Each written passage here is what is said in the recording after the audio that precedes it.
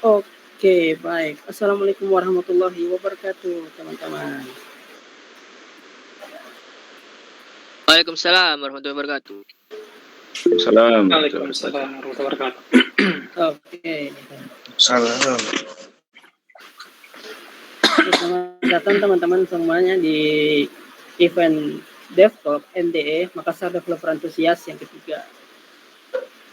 Nah, untuk event kali ini kita akan membahas topik mengenai Crack the Secret of Working Abroad.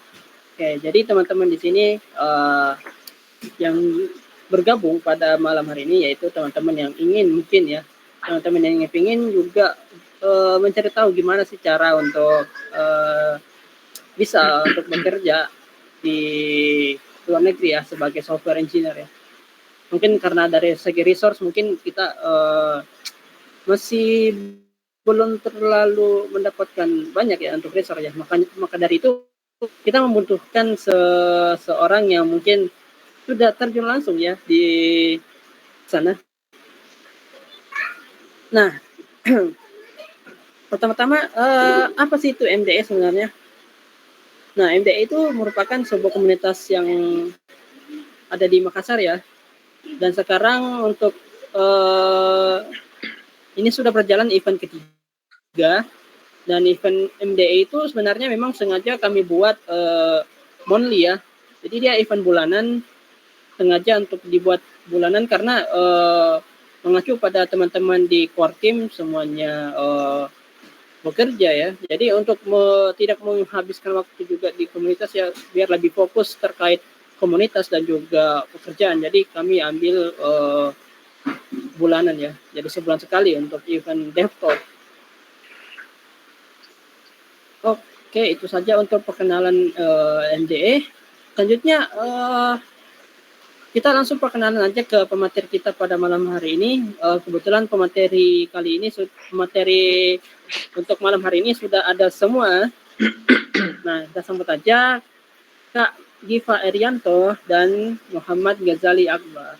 Bisa say hello dulu, Kak. Halo. Halo. Oke. Salam kenal. Salam kenal, guys. Bisa perkenalan dulu, Kak, mungkin. Dari Kak Giva mungkin. Siapa ini? Bahasa Makassar, bahasa Indonesia, bahasa Bugis. Kayaknya macam-macam ya di sini ya. Mungkin teman-teman yang dari Makassar atau di luar Makassar bisa say hello dulu di chat atau di mana? Bahasa JavaScript. Boleh. Oke, saya ini ya, kenalan ya. Jadi nama Giva Erianto, bisa dipanggil Giva. Perang bekerja sebagai tukang tapi pakai konselor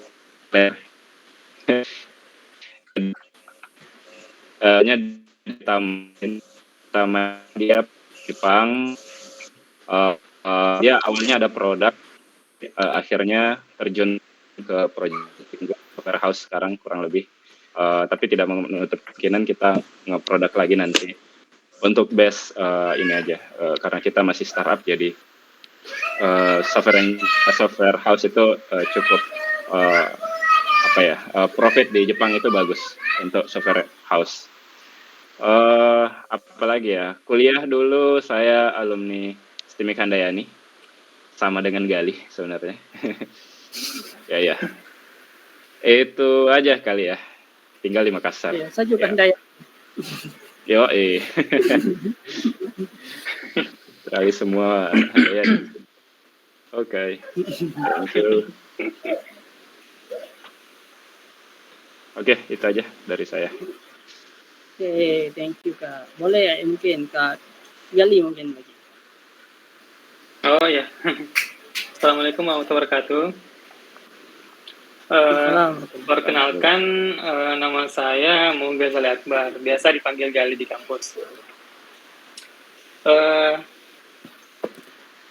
Mulai dari mana ini dulu?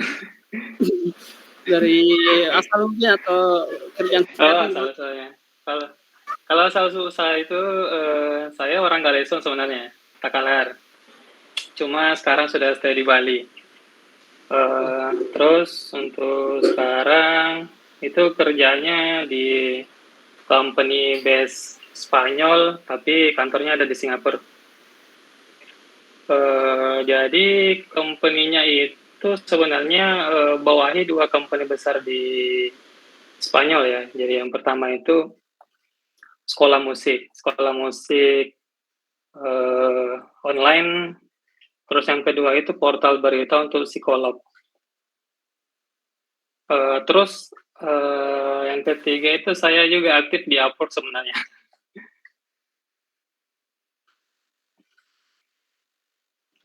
Power Ranger ya. Kuat. Terus apa lagi ya? Itu aja kayaknya. Oh iya, saya juga alumni Handayani sih, tapi magisternya tapi belum selesai. S1-nya saya di Negara. Wow. Oke. Itu aja kayaknya. Jadi 2 pemateri ini dari Handayani ya. Jadi luar biasa emang Handayani ya. Menghasilkan alumni dari bayar. Kita tidak dibayar guys untuk mempromosikan kampus. Iya. Jadi kita sesinya ini nggak perlu terlalu kaku ya guys ya. Jadi kalau memang rada-rada ngasal ya, ini diterima aja ya. Karena kita juga prinsipnya kalau aku ya, kalau belajar itu nggak perlu terlalu kaku gitu, harus santai-santai gitu, harus cari senyamannya aja kan. Betul. Oke, mungkin untuk memulai kita masuk ke sesi pertama.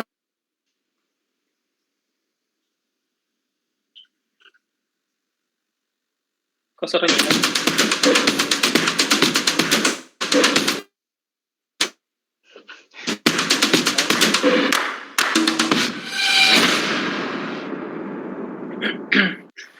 Oke, sorry ya. Ada jam scare-nya ternyata. Oke, untuk sesi pertama saya bernama Bincang Developer, oke? Nah, untuk sesi ini saya ingin minta kepada teman-teman untuk memilih topik yang ingin dibahas untuk kami ini gitu. Jadi kita memilih prioritas yang ingin kita bahas. Nah, caranya silakan teman-teman scan atau masuk ke link Bitly ini. Mungkin teman-teman bisa ketik sendiri ya, atau kalau misalnya ada kamera atau scan barcode ya bisa digunakan ya.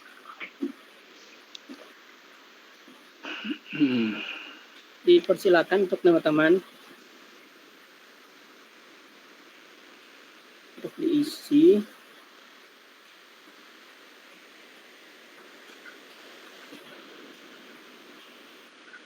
Obrolannya lagi di vote nih. Pemilu sekali ya. Iya. Biar tidak dalam rangka pemilu Pak. Iya. Biar tidak sekadar omon-omon kan. Sudah ada tuh.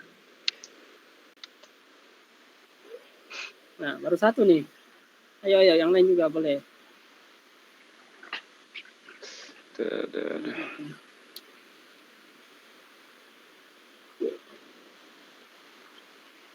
Tentang strategi dan pendekatan.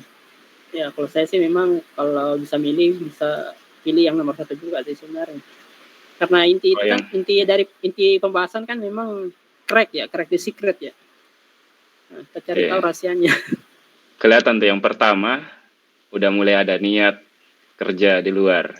Yang kedua, yang tantangan masih skeptis atau masih takut-takut mungkin atau overthinking sama luar. Yang benefit kayak dia penasaran sama angka-angka. Pengalaman ya gitulah. Oke, kita ada 40 orang ya sekarang ya yang join, luar biasa. 42. baru ternyata ini ya. Kulihat awalnya ini, Oktober ya. November baru event November. pertama. Ya, jadi memang masih awal sekali. Dulu Akbar sudah, Kak Jalil sudah. Udah panggil semua nanti. Iya, saya sengaja ambil yang Handayani dulu. Oh iya Yang- bisa dikelompokkan deh. Yang gampang didekati dulu.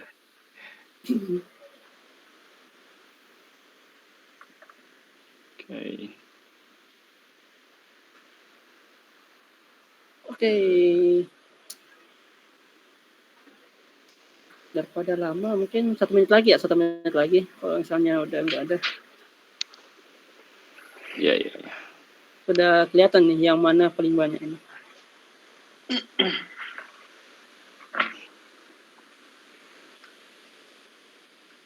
Mulai naik itu yang kedua tuh. Tantangan. Kita maksimal ini mungkin 20 orang ya. Maksimal 20 orang jadi. Mungkin ada yang malu-malu mungkin. Isi. Yang pasrah 18. aja mungkin. Lebih ke pasrah. Tuh ada nih yang nyinggungnya. Waduh. Sudah diprediksi kayaknya itu tadi. Ada. Oke, sudah 20 orang. Bisa saya lock ya. Enggak ada lagi. Oke, saya lock. Oke, voting saya tutup. Jadi pembahasan kita untuk malam hari ini yang akan saya prioritaskan adalah yang strategi dan pendekatan untuk bekerja luar negeri. Oke, saya tutup share screen dulu. Oke, mantap. Nah, untuk pertanyaan pertama.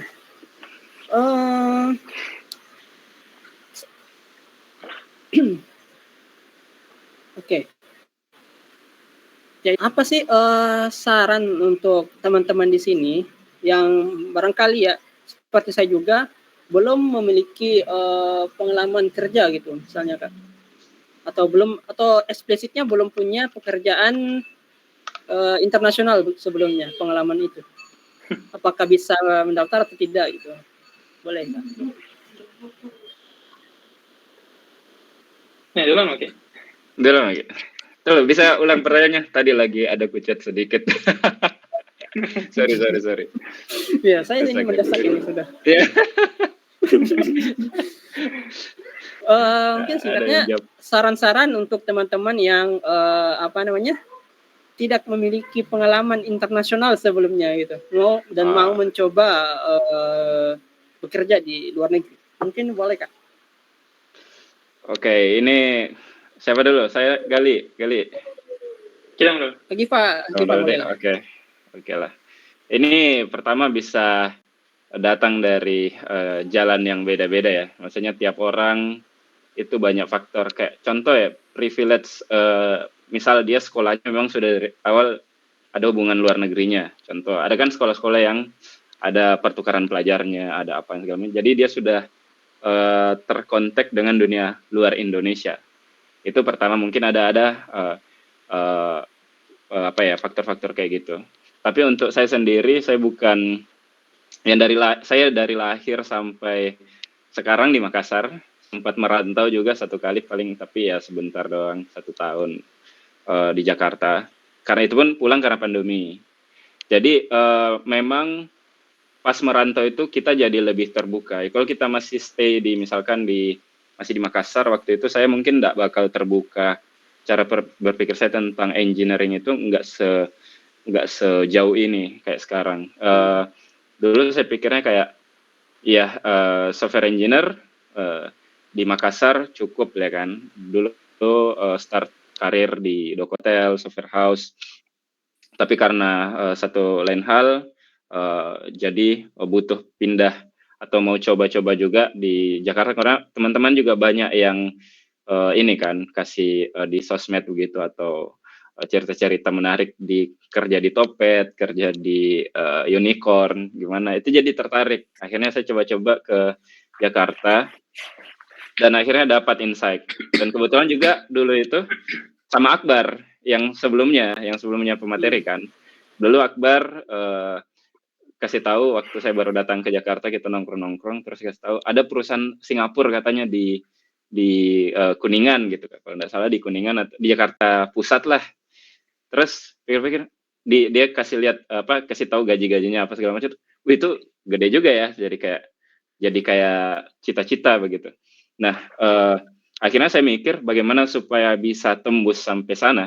Jadi saya mikirnya, karena saya juga English-nya masih takut-takut, kayak dulu English-nya bisa enggak ya gitu. Karena pasti kan ketakutan kita kan di situ, di bahasa. Kalau pekerjaan kayak ya kita pasti yakin saja lah. Misalnya apa yang beda dengan web luar dengan web di Indonesia, sama aja. Jadi ketakutan komunikasi. Ya, akhirnya saya memutuskan untuk masuk di perusahaan multinasional. Dulu namanya perusahaan yang saya masukin namanya Kuiper. Jadi di Kuiper itu ada beberapa negara. Ada Filipina, ada Jepang, ada Indonesia, sama apalagi ya satu ya. Itu sih so far yang paling banyak itu.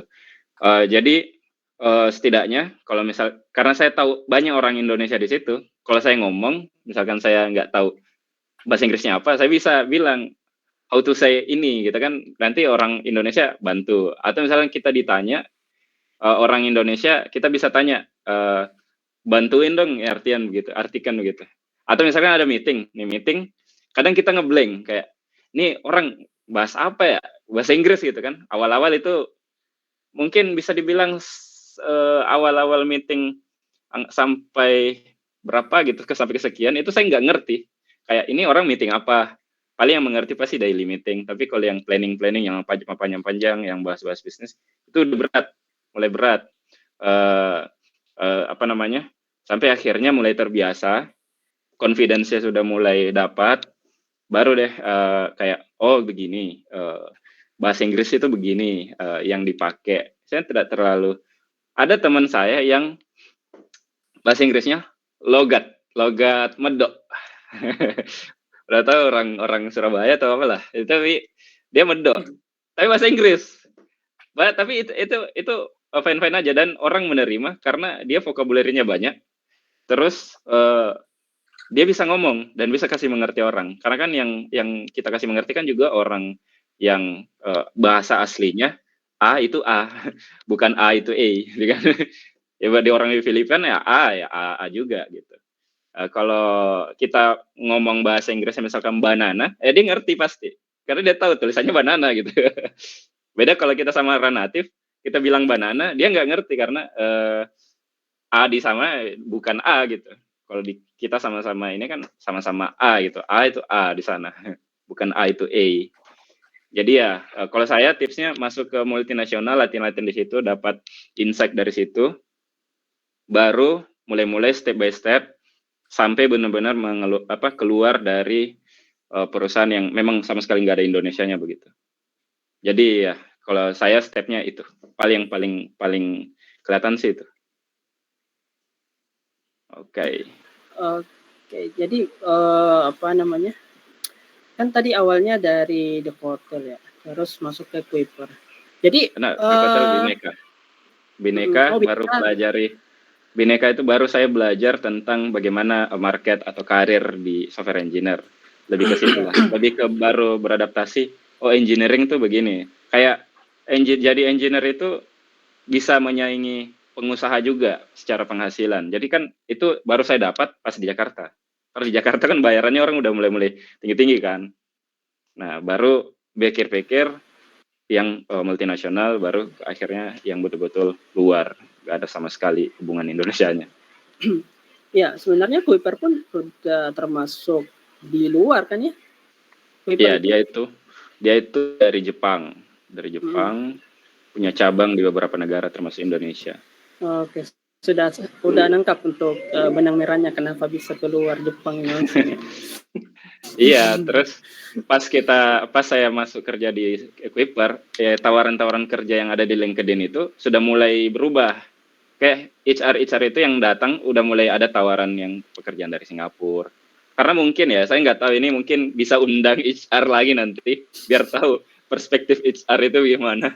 Jadi semenjak saya masuk di Kuiper, loker-loker yang masuk itu, yang ditawarin, itu rata-rata luar.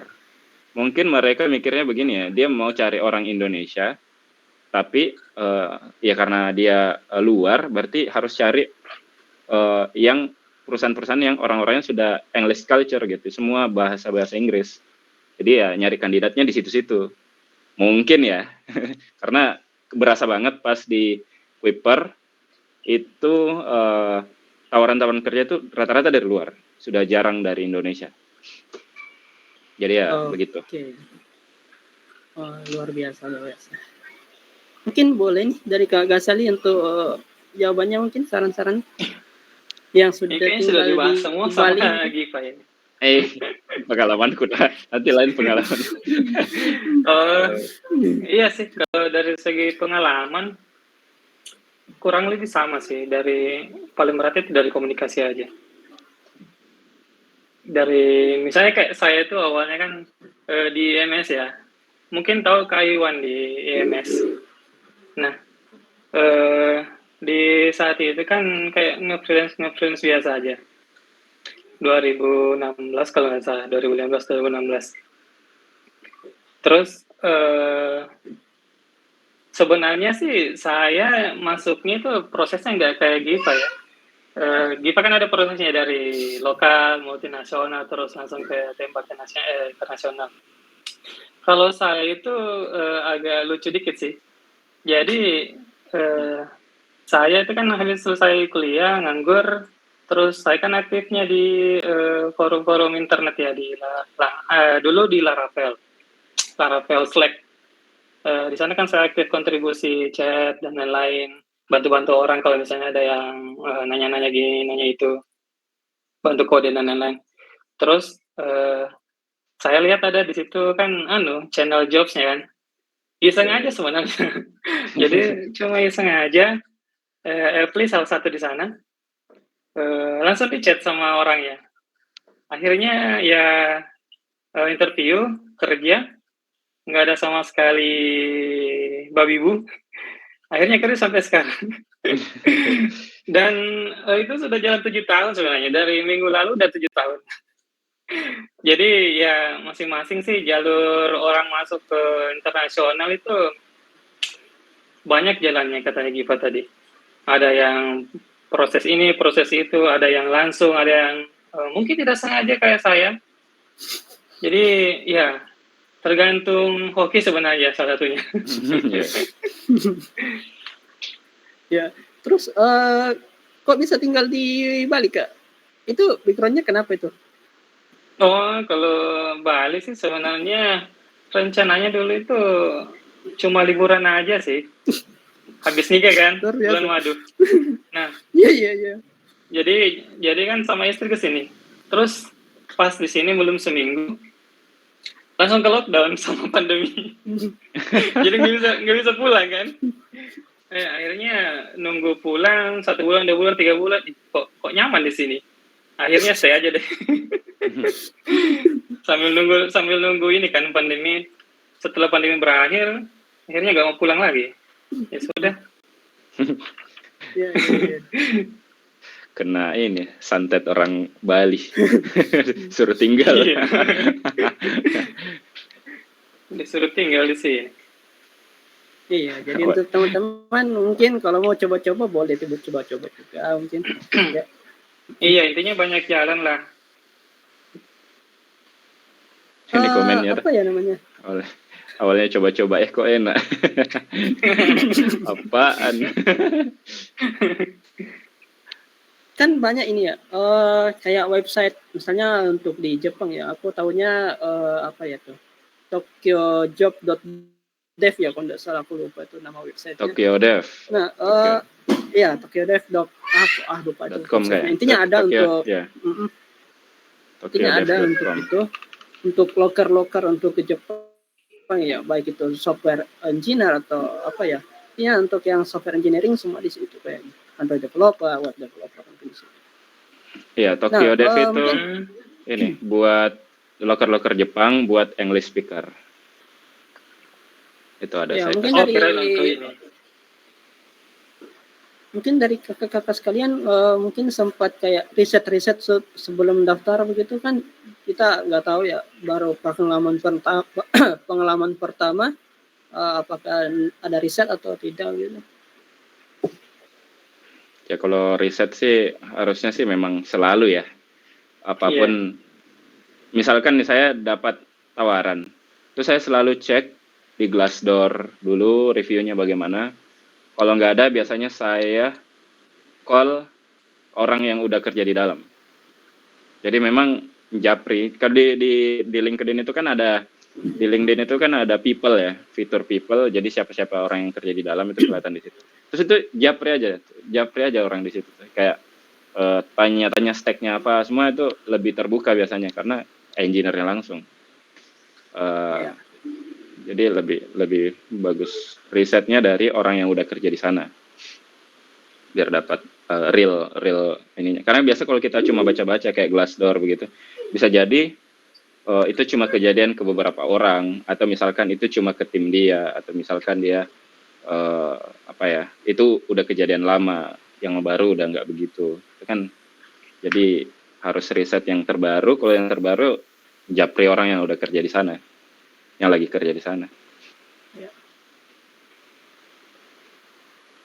Itu sih. Oke. Mungkin dari Kak Gali mungkin. Kalau dari saya sih, kebetulan saya nggak ada pengalaman pindah perusahaan ya. Jadi jawabnya gimana kalau gitu? Yang ini, yang kita kirim yang di Glints Talent Hub itu, ini kayak apa ini? Akbar itu kayaknya. kayak Oh, ya akhir. Dari Glints ya. itu kayak ininya ya kan? Apa? Glint, salah satu produknya Glint kan yang untuk nyari apa namanya? Nyari talent di luar itu kan, maksudnya mancanegara gitu. Ya, dia yang mencarikan. Ya, bantu kayak cari. Ya. Talent Hub. Nah, setelah kita menemukan ya, baik itu dari website atau dari manapun itu ya di Glints. Nah, selanjutnya itu mungkin dari segi apa ya namanya?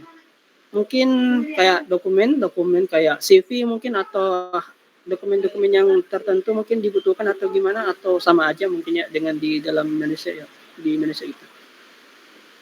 Ya, so far saya nggak pernah dimintai ijazah. Dan saya sendiri belum ambil juga ijazah di kampus. Ini kalau ada dosen minta maaf, saya belum ambil. Karena kebetulan waktu itu juga saya semester 7 udah kerja, jadi kayak ngapain lagi gitu dulu waktu skripsi aja. Pas wisuda, udah pulang wisuda, udah langsung kerja gitu. Udah kayak nggak pikir lagi. Udah wisuda, nggak pikir lagi jasanya. Ya, tapi kalau luar itu dia tapi tergantung negara ya. Misalkan nanti diminta macam-macam kalau dia ada hubungannya sama visa kerja. Kalau itu kan visa kerja dia dokumen ke negara kan. Jadi ada hal-hal seperti itu mungkin diperlukan. Tapi kalau misalkan dia kayak kita kerja remote atau memang kebutuhannya cuman di dalam negeri, biasanya sih nggak ditanya sih. So far rata-rata teman-teman juga yang kerja di luar nggak dimintai apa gitu. Itu pun nggak wajib, cuman jadi kayak membuat orang yakin aja kalau kita memang benar-benar kompeten di bidang itu kalau ada ijazah.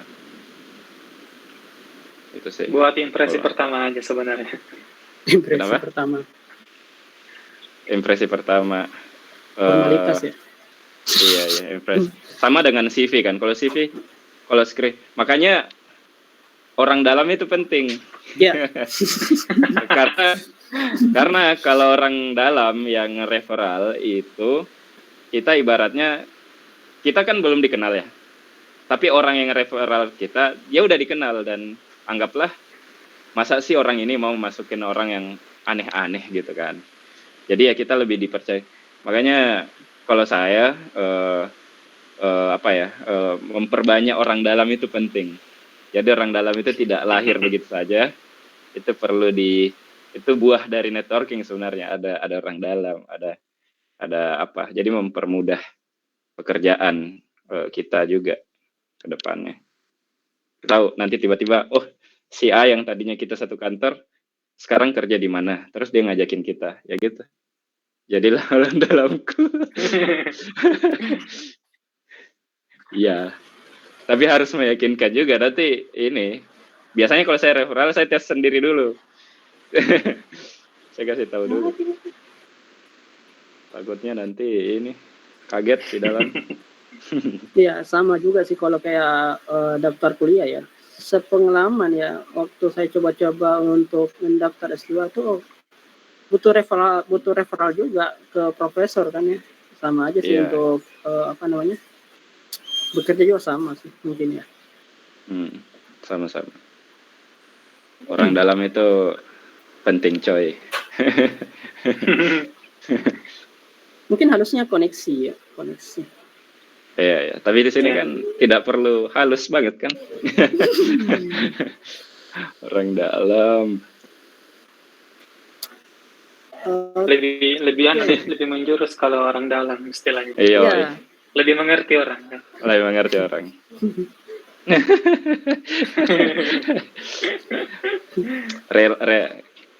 Bahasa lain banyak. Relasi ya. Terlalu korporat relasi. Terlalu korporat. Iya, begitulah. Oke, apa ya lagi ya? Oh ini. Bedanya gitu rasa-rasa di luar negeri itu dengan di dalam atau di Indonesia itu bedanya apa sih kira-kira yang mencolok gitu, yang membedakan selain bahasa ya, itu sudah pasti ya bahasa. Gali dulu dong. Ini yang bagaimana ini yang mungkin yang dari segi komparasinya teknis mungkin, maksudnya company ke company atau gimana? Ya misalnya kerja lah ya. Di perusahaan ini ya produk manajemennya kayak gini, kalau di luar negeri itu kayak gimana gitu. Mungkin ada segi perbedaan dari segi intensitas pekerjaan atau yang lain. Project life cycle-nya. Kalau dari pengalamanku sih lumayan jauh. Maksudnya kalau di Indonesia tuh jauh lebih keras kalau saya ya. Sepengalamanku. Oke. Yang pertama misalnya kayak deadline-nya begitu kan. Kalau misalnya di kantor saat sekarang itu jauh lebih santai yang pertama. Terus entah kenapa jauh lebih rapi aja sih. Maksudnya kerjaannya, tasnya, deadline-nya, dan kayak deadline-nya masuk akal gitu. Kita nggak usah pusing lagi misalnya weekend terus belum selesai kerjaan, tidak perlu lagi pusing harus begadang, harus apa untuk dibuat hari Senin kayak gitu-gitu. Terus ya. Terus yang perbedaan yang kedua itu sebenarnya yang paling mendasar itu dari segi anunya sih. Anunya ya. Mengerti nih kita. Mengerti bagi. Ya. Maksudnya terasa sekali ya perbedaannya. Ya. Saya nggak mau bilang langit dan bumi tapi faktanya gitu ya. Ya, faktanya begitu sebenarnya. Sejuta kata berjuta makna. Jadi teman-teman yang tidak tahu itu aja sih ya solusinya. Anunya apa namanya? Ya kayak perbedaan mendasarnya. Ya. Ya poin utama memang terus yang ketiga itu ada satu sih yang saya notice dari pengalaman kerja di luar itu orang luar itu nggak ada yang mau neko-neko gitu, basa-basi kurang banget kalau di jam kerja, betul-betul kerja, jadi betul-betul kayak efisien sekali dari jam pertama kita kerja sampai jam ke selesai hari itu. Tidak sama sekali basa-basi, kecuali betul-betul ada momennya untuk sharing meme dan lain-lain kayak gitu-gitu. Iya. Itu aja sih. Ya, boleh mungkin Kak Giva lagi mungkin. Nih Agus lagi cari jodoh nih.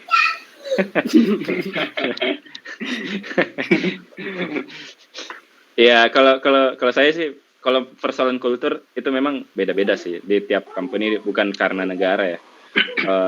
Apalagi kalau dia banyak negara, jadi kan kulturnya bisa jadi beda-beda pasti.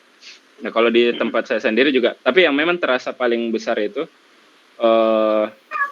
mungkin bukan karena di luar. Kalau saya work life balance udah dapat pas di Bhinneka. Bhinneka itu kan perusahaan di Indo, pure Indo. Itu satu-satunya perusahaan yang ngejapri saya loker, dari loker, terus semua hal-hal administrasi itu bahasa Indonesia. Yang lain itu kan biasanya nawarin loker bahasa Inggris, terus kontrak bahasa Inggris. Itu kalau Bhinneka sesuai namanya ya, Bhinneka itu kan nasionalis banget. Jadi itu full Indonesia. Tapi mereka sudah sudah work life balance. Yang kalau saya sih yang paling terasa beda itu pertama memahami kultur orang lain. Kalau saya karena kan ada beberapa orang ya, beberapa negara juga. Misalkan kalau sekarang orang Jepang nih. Pas saya ketemu orang Jepang pertama kali, saya harus tahu karakter orang Jepang bagaimana. Terus jokes-jokesnya kita itu di sekitaran mana kira-kira yang cocok untuk mereka. Karena bisa jadi kalau saya kayak Jepang, teman saya Jepang itu rata-rata sopan-sopan. Pas di semua di Spanyol kan banyak itu ada India, Vietnam, ada. Kalau India itu dia lebih confidence banget gitu orangnya. Jadi beda juga cara treatmentnya komunikasi sama orang India. Terus ada logatnya juga. Ada juga orang Singapura, dia orang Singapura juga kadang ngomong bahasa Inggrisnya agak beda. Kayak pernah saya bingung, dia bilang 12, ya saya taunya 12 ya, nggak tahu kalau saya yang salah. Jadi dia bilang 12, wih itu apa 12 gitu. itu kayak gitu kan bisa bikin apa ya, canggung. Kadang kita ngomong kita nggak tahu ini apa sih maksudnya gitu. Jadi tiap apa ya, lebih ke komunikasi. Kalau saya lebih ke komunikasi, sama ibaratnya kalau kita lagi ngobrol spesifikasi bisnis ya, ini bagusnya kayak gini, ini bagusnya kayak gini. Itu kan apa ya, bisa jadi beda kultur juga mempengaruhi. Kemudian apa ya, cara kita berdebat bisa jadi kita benar tapi dia bahasa Inggrisnya lebih bagus, jadinya kita kalah. Jadi nggak pure, kadang nggak pure solusi, kadang kita nggak bisa karena kita nggak bisa jelasin. Jadi komunikasi sih yang paling berbeda kalau menurut saya. Kalau yang lain itu kalau berdasarkan pengalaman juga macam-macam. Di Indo juga ada orang yang nggak bisa dicanda-candain, ada yang stres kerja, ada juga yang suka sharing meme apa gitu di grup nggak jelas gitu kan. Ada juga di luar gitu, banyak juga. Iya. Jadi ya memang kalau culture itu dari company, kalau saya, pengalaman saya. Kalau dari segi perbedaan spesifik teknologi, kira-kira sama aja ya untuk teknologinya ya, yang digunakan mungkin. Ya kalau teknologi Sama kan sih. pas locker itu kan kelihatan nih kerjanya Iya. apa aja, pakai Git pakai apa sih. Ya sama, nggak terlalu beda. Kecuali kita masuk perusahaan yang open source. Yang open source itu yang kayak Ghost, itu dia semua pekerjaan kita open source. Jadi yang review itu bukan teman kerja, ini review itu public emang. Itu beda pasti. beda. Tapi kalau yang tertutup privat ya kayaknya software sama-sama aja miripnya. Oke. Nah, untuk satu pertanyaan lagi untuk sesi pertama. Ini mungkin yang paling penting ya. Strategi pada saat wawancara, mungkin ada tips dan trik. Wawancara. Iya. Oke. Kalau saya kebetulan juga kadang ya kemarin kebetulan saya juga ada sharing locker kan, kantor lagi buka. Tapi sayangnya yang diterima bukan Indonesia tapi orang Vietnam. Jadi dari situ saya mungkin dapat insight beberapa hal. Jadi pertama, biasanya kalau company itu ada beberapa step ya. Cuma umumnya itu ada casual interview, biasanya HR yang interview. Casual interview itu kayak menggali-gali kita itu dulunya kita orangnya bagaimana, terus pernah kerja di mana, dan expect salary-nya bagaimana, kalau kita bisa dipenuhi atau tidak sama perusahaan. Termasuk alasan-alasan kenapa dia mau pindah, alasan kenapa dia memilih perusahaan kita gitu. Itu namanya casual interview. Kedua baru masuk di tahap, biasanya kalau udah lolos masuk ke tahap tes teknikalnya. Teknikal itu langsung biasanya dihadapi sama engineer-nya atau lead engineer-nya.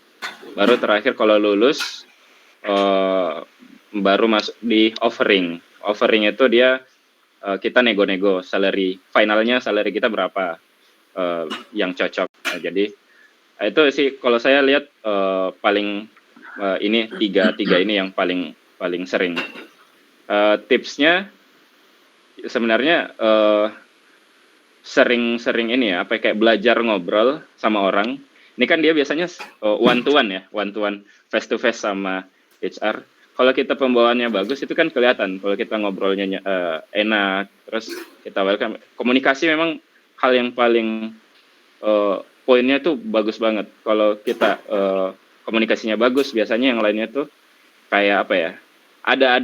Masih ada harapan keajaiban lah. Misalkan kalau teknikalnya kurang bagus, tapi kayaknya orang tadi tuh kalau ada di tim itu vibes tim itu jadi kayak positif banget, atau misalnya kayak seru banget gitu kan. Jadi kayak ada faktor-faktor yang bisa bikin kita lulus gitu.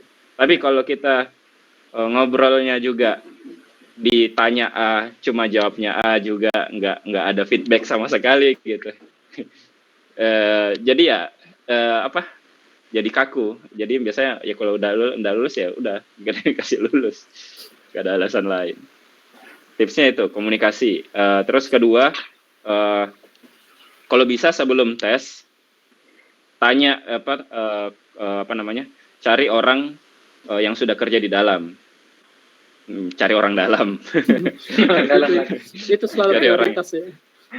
Cari itu dipakai di beberapa orang India paling sering pakai tips ini. Jadi saya ke company buka kemarin itu banyak banget yang japri, kayak ada orang India yang japri bilang, Giva, saya lihat kamu kerja di sini, saya tertarik, bisa ada waktu enggak kita ngobrol-ngobrol sedikit, saya sepertinya tertarik. Nah itu dan itu saya pakai juga, dan itu memang efektif karena kita bisa tahu real condition perusahaan itu.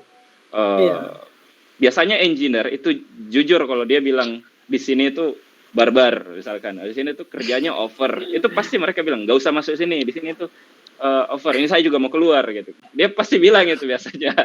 Tapi kalau dia ngomongnya pas kita tanya di sana itu gimana, dia kayak ada proud-nya, kayak dia bilang, oh di sini enak sih, sejauh ini saya nyaman banget ini. Oh berarti itu bagus, itu masuk aja lah. Tapi kalau dia udah kayak bilang biasa aja sih, kayak biasa aja. Jadi kata-kata biasa itu sudah sebenarnya kayak dia menyembunyikan sesuatu di belakang. Jadi analisa riset-riset di situ tuh baru biasanya setelah kita tanya kayak gitu-gitu, terus misalkan kita nyambung sama orang yang kita tanyai, itu biasanya dia malah nge-referral kita. Kayak dia ngasih tahu orang di kantor, ini saya ada nih orang yang mau saya kasih masuk, saya udah ngobrol-ngobrol, ternyata orangnya bagus kok gitu. Jadi ya dapat orang dalam tadi. Jadi nggak lewat screening CV, nggak lewat submit CV, masuk antrian, enggak, ya langsung masuk ke ini kan biasanya, karena diprioritaskan karena yang referral orang di kantor itu. Jadi ya itu perbaiki komunikasi dan networking sebelum masuk gitu. Ya biasanya begitu sih. Kalau saya begitu. Orang dalam adalah kunci ya. Iya betul. Iya, tapi orang dalam ada macam-macam orang dalam. Ada orang dalam yang memang keluarga. Itu kan yang privilege banget, yang kita nggak ada sama sekali effortnya. Tapi kalau orang dalam yang kita benar-benar dapat karena komunikasi kita bagus, itu beda cerita. Itu hal yang dianggap ya bahasanya networking kan. Networking itu cari orang kenalan memang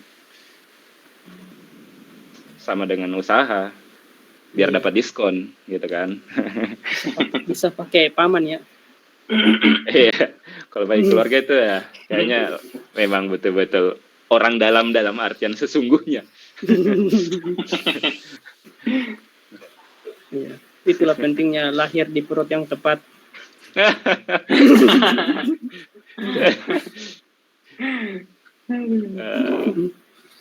Ya, Oke, ciptakanlah mungkin orang dalammu sebanyak-banyaknya. mungkin Kak Gali mungkin untuk wawancara ya. Oh iya. Kalau saya sih, jujur ya saya belum pernah implementasikan ini triknya Giva ya, yang trik-trik orang dalam itu. Tapi kalau saya sepengalamanku ya, ini kasusnya di Upwork ya, bukan di apa, bukan di company ini, karena kan saya memang belum pernah pindah-pindah company kan. Kalau di Upwork beda lagi kasusnya. Kalau di Upwork itu murni mereka lihat itu dari profil kita kan. Maksudnya kan profil kita itu adalah CV kalau di Upwork kan. Jadi apa yang dia lihat di Upwork itu di profil kita kayak dia sudah kerja di mana, terus apa-apa saja yang sudah dikerja di halaman portofolionya kan. Terus kayak start jobnya yang sudah dikerjakan sebelumnya, kayak gitu sih sebenarnya. Jadi ada dua macam juga kan, ada yang pakai orang dalam, ada yang pakai betul-betul skillnya atau portofolionya kalau di Upwork. Sama kayak di platform freelance yang lain kan, kayak Fiverr atau freelance.com, kayak gitu-gitu sih. Kalau itu pengalaman saya sih sebenarnya kayak gitu aja.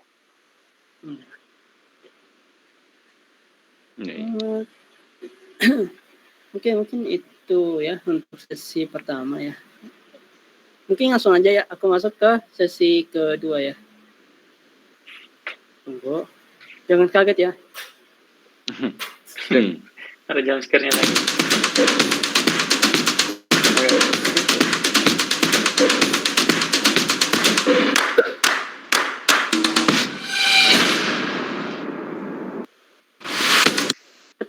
Oke.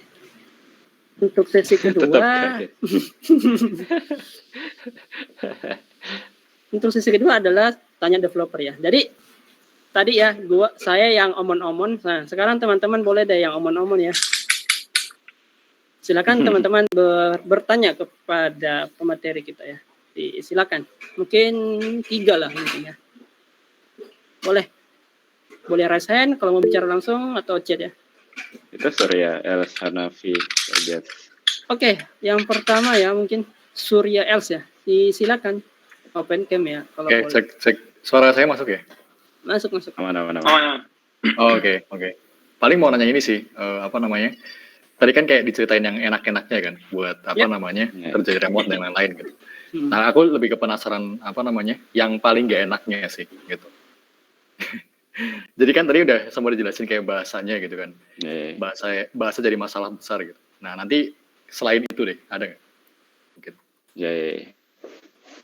Siapa dulu nih? Gali kayaknya lebih banyak pengalamannya deh kalau sama orang luar. Duluan Gali. Pengalaman yang apa ini? Pengalaman yang kurang enak atau yang gimana? Yang paling nggak enak aja gitu kalau misal kerja remote, ada nggak?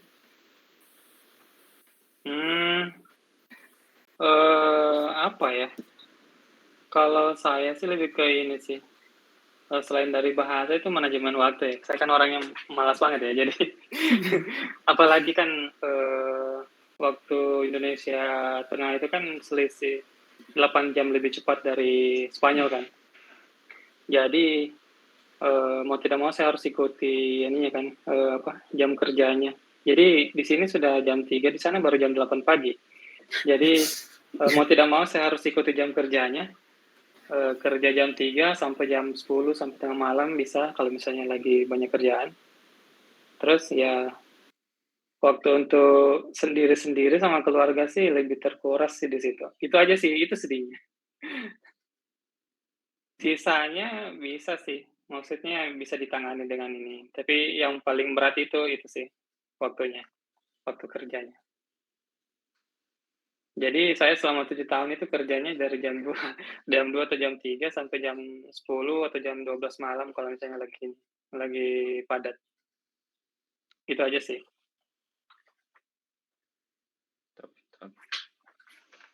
Saya apa ya yang dulu enak? Mungkin ya saya yang paling sering lah waktu kayak kita diskusi, terus kita kalah argumen. Sebenarnya argumen kita menurut kita tuh udah make sense gitu. Terus yang kita nggak srek sama solusinya mereka, tapi bahasa Inggrisnya dia lebih bagus. Jadi kayak kalah kita mau jelasin panjang alasan reasonnya, nggak kuat bahasa. Dulu waktu ini ya itu jadi apa namanya, agak-agak canggung aja. Selain itu mungkin kayak tadi juga manajemen waktu, malah pernah kayak berasa malas banget ngoding. Kalau kita kerja di kantor kan kita datang ke kantor, jadi ada ritualnya yang bikin kita siap kerja gitu. Ada Betul. apa ya, kayak time gap-nya sampai kita benar-benar kerja. Jadi dari kita siap-siap sampai kita sampai di kantor itu kan kayak preparation buat kerja. Nah, sedangkan kalau di rumah itu kita bangun tidur, kerja nih. Misalkan saya paling sering di kantor itu kan kalau saya di kantor itu kita flexible time. Jadi kita nggak ditanya mau kerja jam berapa, terserah. Yang penting kalau meetingnya kita hadir. Meetingnya itu Jepang itu dia lebih 1 jam dari kita, jadi ikut jam Papua, lebih 1 jam dari Makassar. Jadi dia meeting jam 11 kalau di Makassar.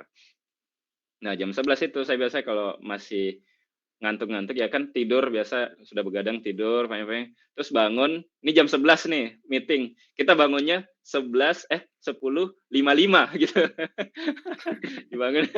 dibangun industri jam 10:45, terus masih baring-baring ketiduran lagi, masuk ke 10:55 misalkan. Terus bangun itu berantakan, terus masih nggak beres, terus meeting. Itu sih kayak keseharian yang berbeda banget, yang dengan kalau remote ya, kadang lebih ke PR mandiri. Kalau saya nggak masalah dengan perusahaannya, tapi ke ngatur diri sendiri karena kita nggak ada yang ini, nggak ada yang ngawasin gitu. Kita mau kerja nggak kelihatan gitu kan. Nggak, ini stop. Itu. Sama dengan Gali, manajemen diri. Ya, yang penting tas-tasnya selesai gitu. Ya, tas. Kalau yang konflik sih so far nggak ada, kayak yang masalah-masalah karena beda negara itu nggak ada sih so far. Ya, gitu ya tadi ya. Siapa tadi ya namanya? Tanya. Surya. Berarti benar-benar smooth gitu ya Mas ya? Maksudnya nggak ada apa kayak konflik atau apa gitu, kayak smooth banget gitu. So far ya enggak ya. Paling juga kalau itu tadi yang karena diskusi teknikal aja. Ya teknikal kan engineer sama engineer kadang beda perspektif kan. Ya wajar lah. Tapi setelah di luar itu tidak mempengaruhi cara komunikasi kita selanjutnya. Kita santai aja, nggak usah baper apa gimana kalau diskusi. Oke. Tapi beda lagi ya sama kalau kita kerja dengan orang India. Orang India itu udah nggak mau kalah, baper juga kalau misalnya ini. Iya, saya pengalaman itu kerja sama orang India sekali, aduh, baper minta ampun. Keluar. Betul, nggak baik sih kalau ada teman yang baper, bahaya. Ya, itu ya. Iya. Komunikasi lagi-lagi komunikasi sebenarnya. Jadinya. Oke, mungkin jelas ya Mas Surya ya. Oke, tapi boleh nanya lagi nggak sih? Nggak boleh ya? Boleh sih, boleh. Silakan. Oh, boleh ya, boleh. Oke, paling nanya satu lagi sih. Kalau apa ya? Ini jadi kayak ketakutan pribadi juga kan, karena saya belum pernah coba remote di luar. Nah, mau nanya sih. Jadi kayak rekan kerja di luar tuh jagonya jauh banget nggak sih sama yang orang Indo gitu? Oh, insecure ya. Ya, ada nggak sih gitu? Itu aja tadi jago ngomong karena dia tahu bahasa Inggris, jago bahasa Inggris. Mereka juga ada juniornya, ada juniornya, ada seniornya juga. Kalau saya sih ya santai aja. Jadi tempatkan diri aja kayak kita udah pengalaman juga ngoding, kita udah bikin banyak website, misalnya kita udah bikin banyak mobile app misalkan. Apa sih yang berbeda begitu? Kecuali kita bikin biasanya bikin CRUD app, tiba-tiba disuruh bikin machine learning AI, ya itu baru mungkin insecure ya kan. Karena nggak ada pengalaman. Tapi kalau ada pengalaman dan itu pernah kita merasa itu berhasil dipakai orang banyak, ya sudah. Saya pede-pede aja. Teknikal itu nggak terlalu sesulit itu harusnya. Di Indonesia di Indo pun juga sebenarnya kita sudah ngalamin ya di korporat misalnya. Saya ya kebanyakan kan India ya. Sebenarnya dari segi kemampuan ya lebih jago orang kita sih, cuma memang dari segi komunikasi mereka memang yang mereka tunjukkan pede. Ya lebih percaya dirinya tuh lebih bagus. Kita kadang kalau di Indonesia kita ada pikiran yang bagus, tidak ada ide yang bagus, tapi ngomongnya di belakang itu. Pas udah meeting baru tuh, itu tadi lebih bagus ini. Ngapain nggak dikasih keluar tadi gitu kan? Nah itu bedanya kalau di ini yang terasa ya. Jadi berusahalah menjadi orang Indonesia yang ke India-Indiaan. Indonesia jagonya anjir. Orang PD-nya bagus. Kalau orang India PD-nya bagus. Kalau adabnya orang Jepang bagus. Kalau jokes-nya saya so far orang Vietnam yang lucu. Kalau di Asia orang Vietnam lucu-lucu. Kak Gali mungkin apa tadi? Lupa. ini apa ya tadi? Perbedaan skill mungkin insecure. Iya, skill teknik. Iya sih pada dasarnya yang disampaikan sama Giva itu ya sama aja sih sebenarnya.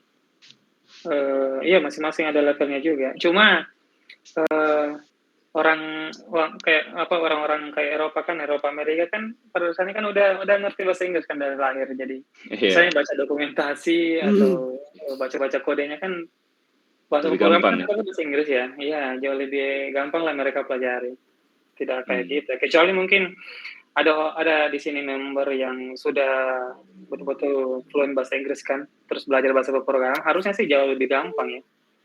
Iya. Kayak gitu aja sih. Oke.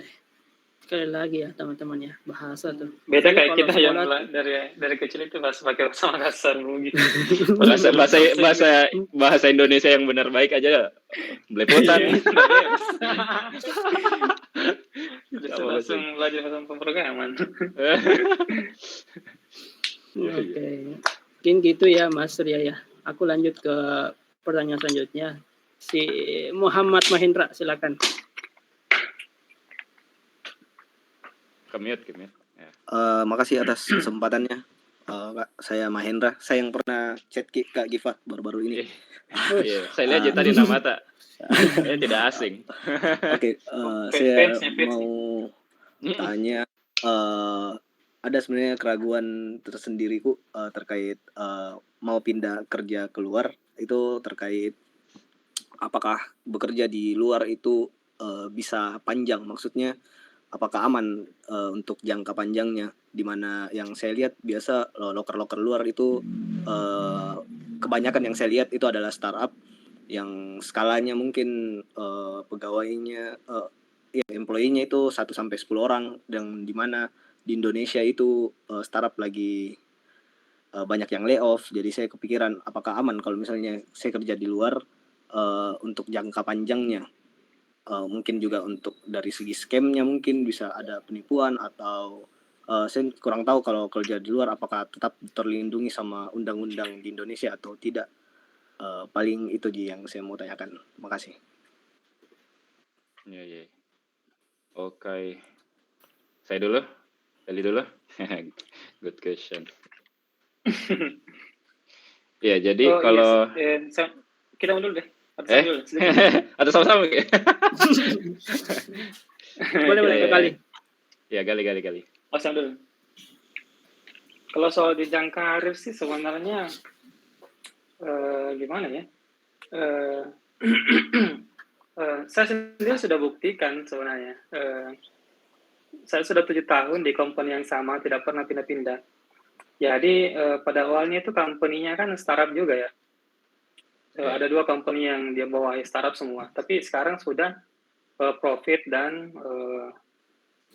tiap hari itu nambah fiturnya, nambah earningnya, nambah semuanya. Jadi tergantung perusahaannya sih kita dapat di mana. Jadi kembali lagi ke keberuntungan ya, atau cara kita riset perusahaannya yang mana.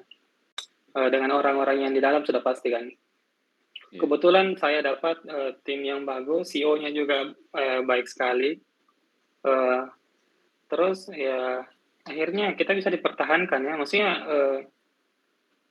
tetap kita kasih progres yang baik ya, yang baik tiap hari teruskan improve. Jadi kita dianggap sebagai seorang yang penting juga di perusahaan itu kan, di startup itu, bahkan sampai berkembang pun sampai profit mungkin miliaran, tetap kita tidak akan dilepaskan sama ke perusahaannya. Kayak gitu aja sih sebenarnya. Tetap kembali ke performa sih. Kalau misalnya kita kerja di perusahaan startup atau perusahaan kecil dan besar itu, kalau misalnya kerjaan kita kurang nggak beres atau gimana ya, cepat atau lambat kita pasti kena layoff juga ya. Gitu aja. Iya. Tidak tunggu itu winter tech, nggak usah. Sudah probation, nggak dilanjut.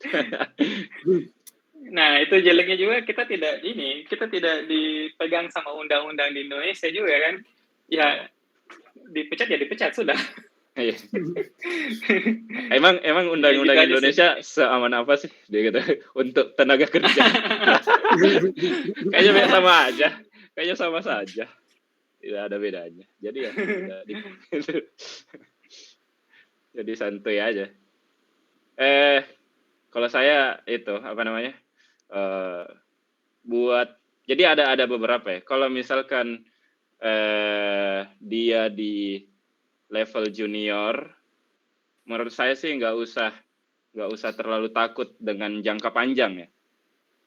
Jangka panjang itu kan kalau misalkan kita sudah kayak apa ya, contoh udah 5 tahun ke atas, kita mau cari stabil atau udah berkeluarga mau cari stabil ya kan, kita takut ada layoff tiba-tiba. Tapi namanya IT itu perubahan iklimnya ketimbang industri lain itu memang lebih cepat. Jadi industri IT cukup dianggap kurang aman sebenarnya karena Facebook perusahaan-perusahaan besar juga ya begitu, layoff juga ya kan. Jadi ya kita sebagai engineer lebih ke arah selalu belajar aja begitu. Jangan ada di zona nyaman yang benar-benar nggak belajar lagi, terus cuman ikuti aja gimana di kantor, udah gitu nggak ada improvement dari kita. Itu kayak ibaratnya dikit-dikit kita bakal disalib di lambung sama yang dulunya kita lihat dia itu junior. Yang junior kan dia belajar terus, kita senangnya misalkan udah seniornya udah 5 tahun ke atas pengalaman, udah malas kayak ya udah deh, udah gini aja gitu. Itu di lambung nanti kita otomatis kan bisa tergantikan ya kan. Jadi bikin investasinya itu ke diri kita sendiri, bikin orang nggak bisa gantiin kita lah gitu. Apalagi AI sekarang. AI kan jago-jago solve problem beberapa yang sulit kita solve, kita ngetik aja udah jadi gitu kan.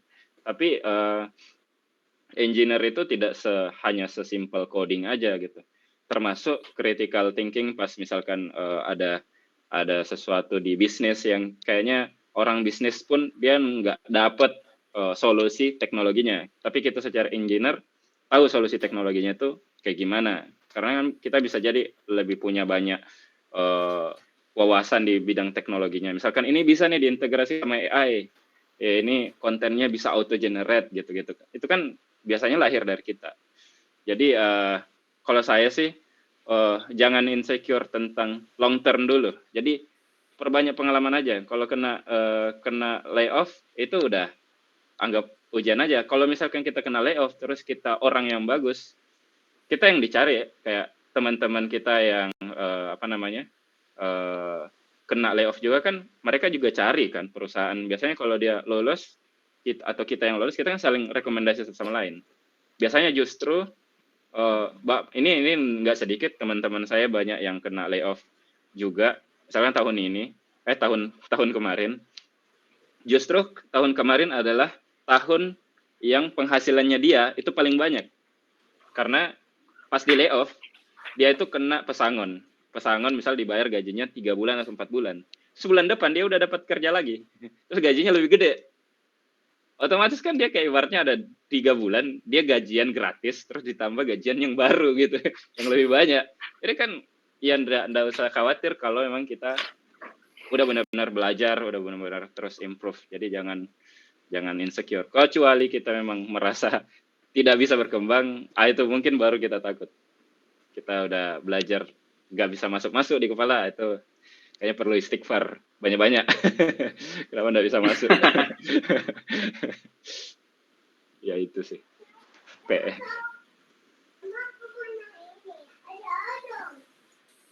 Kalau nggak mau layoff, PNS adalah kunci. PNS juga mau nanti di ini ada kebijakan-kebijakan. Kayak gampang masuk PNS di. Iya, PNS itu saingannya banyak loh. Satu Indonesia. Oke, mungkin itu gimana Mas apa tadi ya? Mahendra, ya makasih Ya. Kak atas jawabannya. Oke, Sudah siap. sudah Sudah kecil ya.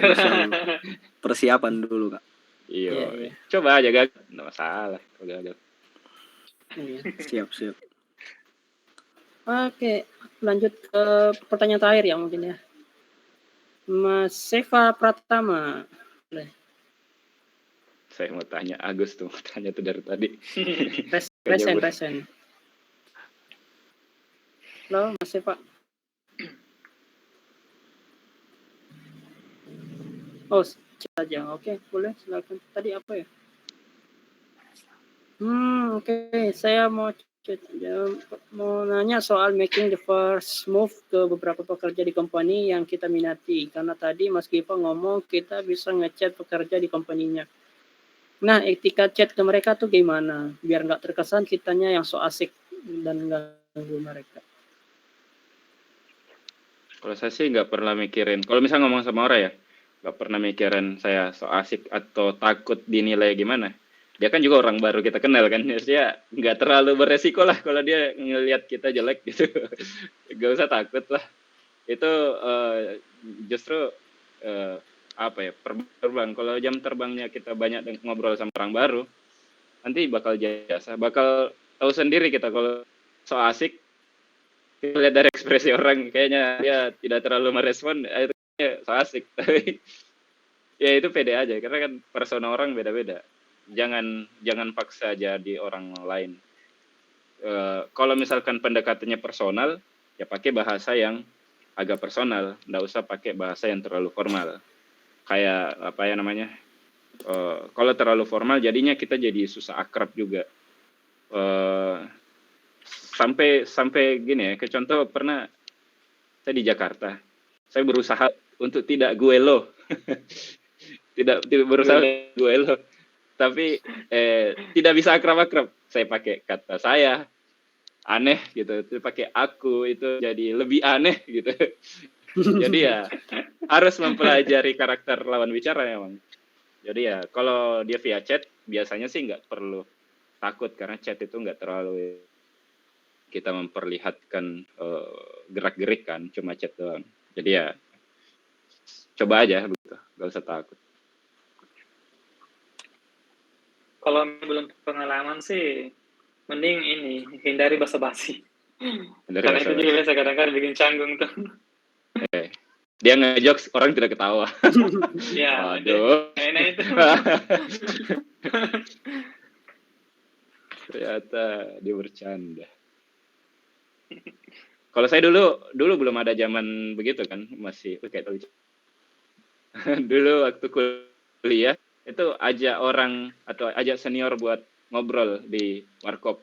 Itu kan pas mau belajar waktu kuliah itu belajarnya begitu. Jadi kayak kalau saya dulu terlatihnya di situ, jadi sering ketemu orang baru, sering ikut komunitas. Kalau misalkan kita pergi ke konferensi terus atau acara seminar dan lain-lain, terus kita tujuannya mau memperbanyak kenalan yang nantinya mungkin jadi orang dalam.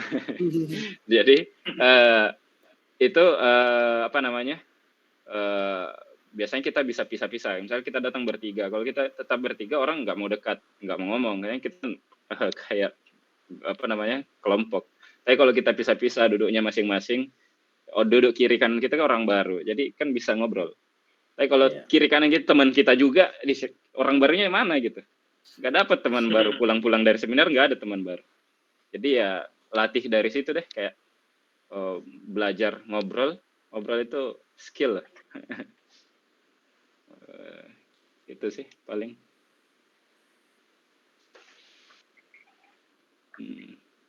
Oke, ini satu lagi nih mungkin ya. Ini paling terakhir ya. Agus, gimana Agus? Mungkin aku mau bintang dulu ya. Ini terkait dengan rekrutmen untuk kerja abroad. Apa saja yang bisa membuat kita jadi sedikit negatif dari perusahaan yang berdasarkan dari CV dan interview, Kak? Ini mungkin saya, kalau Gali kayaknya belum bisa, karena dia pemain setia. Kalau saya pengalaman itu, kalau dia pindahnya terlalu cepat, biasanya langsung di blacklist, kayak jangan deh ini, kayaknya nggak setia dia. Biasanya kalau mau pindah itu biasanya dua tahunan lah minimal, jangan belum 1 tahun udah pindah. Kecuali kita pindahnya pas selesai probation. Kalau misalkan ada di history kerja kita ada 3 bulan di situ atau cuma beberapa bulan, 5 bulan, itu orang masih memaklumi, karena mungkin orang ini pas probation itu kan kita menilai perusahaan menilai kita. Perusahaan mungkin menilai kita bagus, tapi kita menilai perusahaan nggak bagus karena kayaknya terlalu sibuk kita kalau di sini kerjanya. Gitu. Meetingnya terlalu banyak, itu kan kita bisa memutuskan untuk tidak lanjut. Jadi kalau itu biasanya masih ketahuan dari CV. Tapi kalau dia kayak contoh 1 tahun pas 1 tahun 2 bulan, 1 tahun 3 bulan, terus tidak ada juga di situ alasan, kan biasa kan juga ada 1 tahun berapa bulan tapi dia keluar karena layoff gitu, dia kena layoff, jadi kan ya beda cerita. Biasanya HR juga tahu kayak ini dia pindah karena kayaknya ada layoff, winter tech. Kalau yang normal kalau bisa jangan di bawah 2 tahun atau sebelum ada impact, kayak misalkan kita di perusahaan pernah ngasih impact apa gitu, itu kan bisa kita lampirkan di CV. Di sana misalkan saya dulu pernah bikin desain sistem buat perusahaan A, dan itu dipakai sampai sekarang. Itu kan achievement. Jadi sampai kita punya achievement di perusahaan itu, baru kita boleh pindah. Kalau kita nggak ada achievement sama sekali, itu kan rugi kita pindah. Kayak, ini ngapain aja nih di perusahaan ini? Udah kayak cuman kerja sewajarnya aja begitu, itu kan kayak bukan hal yang spesial. Kalau spesial ya misalkan dia inisiasi sesuatu, kayaknya banyak pekerjaan yang diulang-ulang. Kayaknya ini pekerjaan CRUD nih, misalkan CRUD itu berulang-ulang. Kita bikin solve-nya, jadi kayak bikin table-nya terus jadi langsung API-nya. Itu kan hal yang menyingkat pekerjaan di perusahaan itu achievement. Itu bisa jadi nilai baru positif kita untuk pindah-pindah. Kalau masih nggak ada, itu negatif sih. Kurang ada kesan perusahaan lama. Di CV juga biasanya kan ini loh, kayak nomor orang yang sebelumnya lead kita. Jadi biasanya itu ditelepon. Kayak perusahaan baru itu di lead kita yang ini di perusahaan dulu kayak gimana. Itu nggak jarang, itu sering dilakukan HR. Jadi ya perbaiki di semua perusahaan yang kita pernah kerja, tinggalkan impresi yang bagus, itu wajib itu. Oke. Mungkin Kak Gali jawaban mungkin juga. Kalau saya sih nggak ada sih, karena ya memang sama sekali belum ada pengalaman juga. Jadi saya cerita tadi tuh dengan gitu cari pengalaman juga kan, cari insight. Yeah. Tapi kalau freelance sih lebih jago tuh, lebih kuat pengalaman. Upwork sama orang luar kan. Oh, Upwork ya. Kalau Upwork sih lebih ke ini ya, bagaimana kita nulis itunya kan, proposalnya. Sebenarnya sama aja kalau misalnya kalau kita nulis CV di ini kan. Cuma kalau di proposal Upwork itu macam-macam juga sebenarnya. Maksudnya ada satu proposal yang kita tulis ke job tertentu, itu diterima dengan baik dan bisa kita kita dapat kerjaan dari situ kan. Tapi kita tidak bisa implementasikan pakai proposalnya di job lain kan, karena orang yang berbeda lagi kan. Jadi tidak bisa dijadikan tolak ukur satu CV, satu proposal, isi proposal yang sama dipakai di yang lain. Jadi masing-masing ada triknya. Jadi walaupun ada sih standarnya, misalnya kalau nulis proposal yang bagus itu bagaimana jangan bertele-tele, sesingkat mungkin, padat, terus minimal berikan sampel proyek atau kode apapun yang berhubungan dengan job description-nya, kayak gitu kan. Atau saya juga pernah punya pengalaman lucu ya. Saya ada job satu, saya ajukan proposal, tapi saya cuma tulis itu let's do it, dan saya di-hire dari kerjaan itu. Jadi gimana ya? Saya juga bingung gimana resepnya nih kalau misalnya kita mau ajukan proposal di Upwork ya. Kayak gitu-gitu aja sih sebenarnya. Tapi kalau untuk standarnya sih tulis singkat, padat, dan jelas saja, terus berikan contoh atau portofolio yang sesuai dengan atau yang mirip dengan job description yang ditulis sama calon kliennya. Itu aja sih.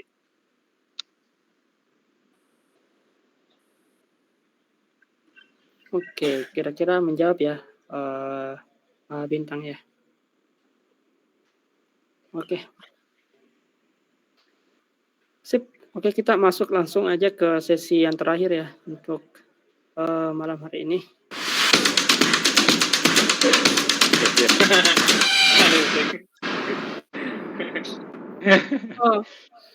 Oke, ini mungkin apa ya namanya ya?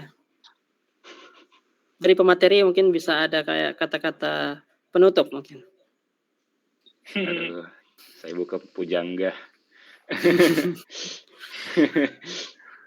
Apa ini, Gali model deh? Saya kasih inspirasi sama orang. Pesan dan saran, pesan-pesan dan apalah boleh. Apa ya? Berikan semangat Ya, untuk teman-teman. Sebagai engineer ya, improve aja, terus ikut perkembangan. Jangan ada di zona yang kayak apa ya? Jadi engineer jangan jadi orang yang mau kayak apa yang kita kuasai hari ini itu udah paten dan itu akan dibawa sampai kita pensiun misalkan. Itu enggak, IT itu enggak bekerja seperti itu. Jadi kita update selalu, lebih up to date daripada yang lainnya, industri lain. Kalau misalnya industri lain, desainer misalkan, dia kan nunggu update misalkan Photoshop atau Corel naik version gitu kan. Tapi kalau kita kan enggak, itu tiap hari ada PR, ada fitur baru masuk ke library, misalkan ada versi baru. Itu kan kita harus belajar lagi, ini fitur barunya kayak gimana. Jadi justru itu yang bikin pekerjaan engineer jadi mahal. Karena perbedaan industri kreatif dan industri yang non-kreatif, yang kreatif itu, apa yang kita kerjakan hari ini, berbeda dengan apa yang kita kerjakan besok. Kalau itu jadi sama, itu udah jadi buruh kita. Itu akan standar kita punya gaji akhirnya. Tidak ada lagi yang kayak ada engineer gajinya tinggi, ada yang biasa-biasa. Jadi kayak puncak atasnya udah kelihatan, udah bisa diukur. Tapi kalau dia kreatif, dia itu bisa jadi naik terus karena misalkan ada industri AI baru masuk. Otomatis kan orang yang baru belajar AI belum banyak. Demand-nya tinggi, orangnya masih sedikit. Karena langka, otomatis kan jadi mahal dia. Nah, jadi begitu. selalu ikuti perkembangan biar kita punya value tinggi, dan kedua juga setelah teknikalnya bagus, bumbuhilah dengan bahasa Inggris. Nggak perlu bahasa Inggris yang jago banget sampai grammar. Intinya bisa ngomong deh, kayak bisa ngomong itu udah cukup. Kalau menulis kan bisa dibantu AI, bisa dibantu Google Translate, bisa banyak tools lah. Tapi kalau ngomong kan itu murni kan. Jadi ya itu saja yang paling penting buat diimprove awal-awal biar nggak banyak improvement. Ya itu saja, up to date dan itu tadi bahasa Inggris. Up to date tadi maksudnya coba lihat, up to date itu bisa dicek begini. Coba cek perusahaan-perusahaan yang kita mau masuki, coba lihat stack-stacknya. Terus kalau misalnya kita di JavaScript, apa sih teknologi baru di JavaScript? Kalau kita front end, apa di front end itu yang kayak gimana sekarang yang bagus? Terus kalau bisa sekarang karena eranya udah ada AI membantu untuk progres teknikal, sekarang anak kuliah kelas semester 3 udah bisa ngoding sekarang. Dulu kita semester 3 itu belum jadi apa-apa, baru belajar algoritma. Sekarang semester 3 udah ikut lomba, udah yang udah bisa bikin, udah tahu React lah, udah apa segala macam. Saya dulu semester 5 masih HTML CSS. Jadi kita tuntutan teknikalnya itu lebih tinggi. Jadi istilahnya ada, kalau dulu ada T-shape itu ini rata T kan. Ada satu yang dalam nih, misalkan dalam ini front end. Sisanya itu datar, cuma basic semua.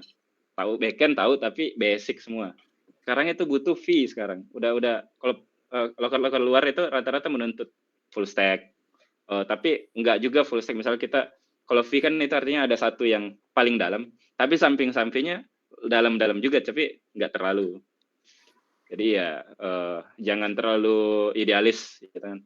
Kayak kalau kita mau di industri ya, kecuali kita mau jadi kayak open source yang kita bikin library terus kita ke open source itu aja terus menjadi idealis, itu masalah.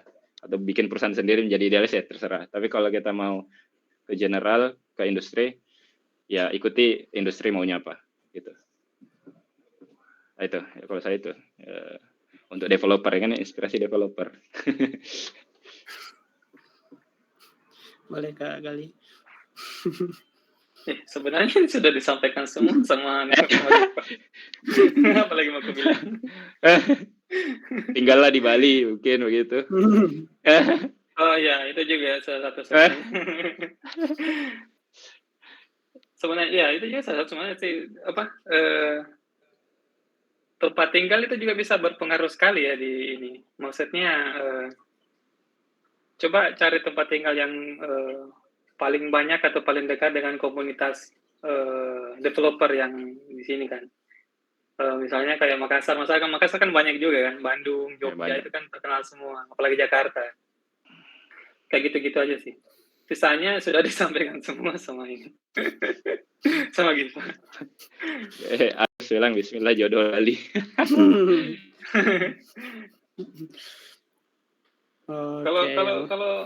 Kalau Agus ini Muslim bisa sih, banyak itu orang cewek Bali yang suka Muslim terus ditarik ke banyak serius. Mau yang ini kan deh.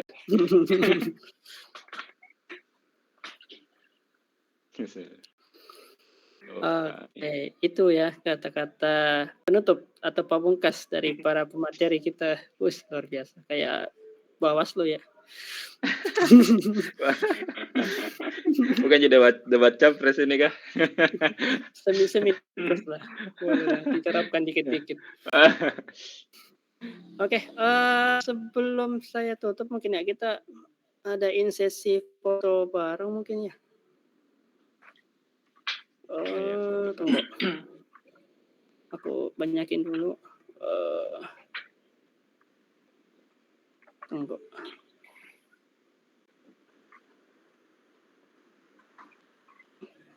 Oke, bisa teman-teman on cam ya? Percuma juga kita foto bareng kalau dari on cam. Bentar aja ini.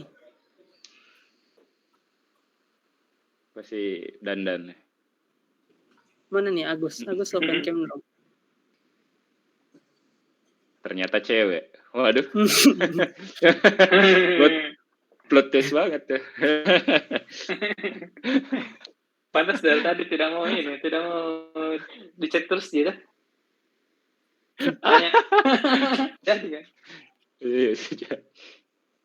Woi, BDW ada Pak Musa Amin ini. Ya, salah satu inspirasi di Makassar juga ini teman-teman ya. Bisa say hello dulu Kak. Next narasumber berarti. Yes, betul. Boleh ya Kak ya. Bulan depan deh, bulan depan. Iya. Oke, kita foto bareng ya. Oke. 1, 2, 3. Ya, satu kali lagi. Hati-hati jari.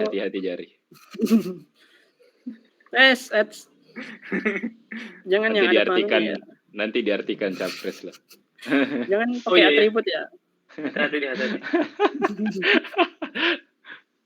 Oke, 1, 2, 3. Oke, mungkin itu ya untuk sesi pada malam hari ini ya teman-teman ya. Jangan lupa isi feedback di kolom chat tadi dikirim sama Muhammad Supri.